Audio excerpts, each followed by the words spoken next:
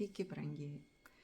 Norėčiau pasidalinti dar irgi, kaip pasakyti, jeigu vyksta sielų, kaip sakyt, vagystės ir visa kita, tai labai būtų gražu, jeigu jūs šviesa taptumėt ir rodytumėt kitiem kelią, rodytumėt kitiem, kaip sakyt, kaip suvokt save.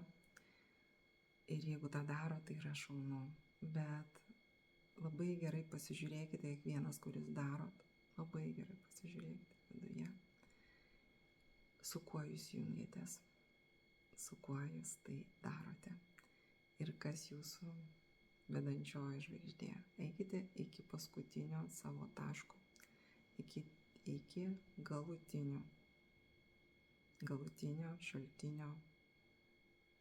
Jeigu negalit prieiti, tai tada dirbkite su savim, neveskite žmonių į tą lauką, kur yra astralinė arba mentalinė tik tai erdvė.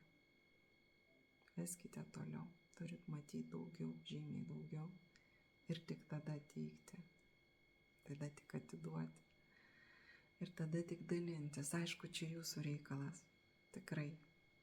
Aš tik tai noriu pasakyti vieną, kadangi portalai atidaryti, skirstymas vyksta labai greitai, neįtikėtinai. Jeigu žmogiškam pasauliu tas vyksta, tai yra jau krioklys, tiesiog neša. Ir jeigu pastebėjot, kad jūsų laike jumis neša ir jūs net negalit, jų meta ir jūsų dėmesys meta kažkokie mokymai, kažkas dar, kažkokia informacija.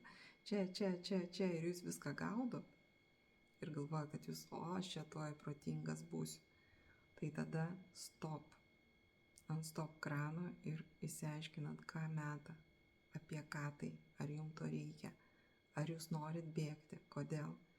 Todėl, kad jūsų dėmesys, jūsų energija yra aukso vertės. Ir jeigu jūs ją praradinėjate, tai čia niekas nekaltas. Jūs turit atsižvelgti ir atsisukti į save. Paklaus, kam man to reikia. Jeigu dabar sakysit, dar vienas. Taip, dar vienas. Taip, iš dalies juokauju, iš dalies rimtai kalbu. Atsirinkite ir jeigu ką išgirdot iš manęs, ką suprantat, ką aš sakau, nes tą, ką skleidžiau prieš tai, stebėjau lauką, stebėjau, kas prisijungia, stebėjau, kas eina. Labai nedaug sąmoningų žmonių. Gaila, kodėl? Todėl, kad pas daugelį monadas atsiskyrė. Ir monadas, ta dalis vagiama. O tai va. Ir dabar galvoju, kaip tai gali būti monada vagiama. Todėl, kad yra aukštesnėje laukai, aukštesnės civilizacijos, aukštesnės struktūros. Ir jūs esate irgi dalis tų aukštesniųjų. Ir vagystė viena iš kitų vagia, kas stipresnis bus ateities milijardus metų. Tai va, nešvaistykite savęs. Ieškokite tų 9 žmonių, kurie turi išėjimą, kurie turi su kuo, kur ir kur jumis nukreipti ir kaip jūs išeisit. Ir, kaip sakyt, kai išeisit, aišku, ne visi supras, jeigu monada atsiskyrus, iš viso neįmanoma suprasti, tu gyveni astralę, mentalę, vėl gimsti, vėl, kol galiausiai lieka astralas ir nėra galimybės netgi gimti.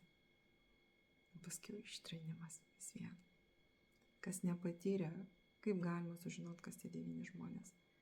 Jie turi būti patyrę ištrenimą ir ne vieną kartą.